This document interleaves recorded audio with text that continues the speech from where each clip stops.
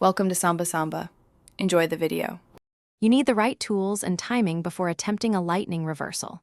First, equip snap seeds or a lightning-safe prosthetic and hold block.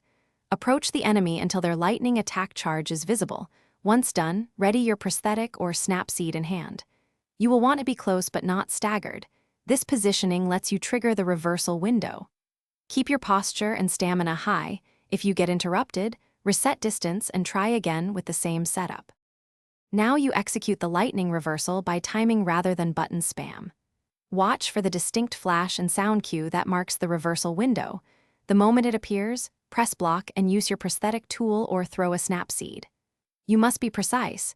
Too early wastes the item, too late and you take damage. Once the reversal triggers, you will stun the enemy and create an opening. Immediately capitalize with a death blow, jump slash, or a quick combo to maximize damage.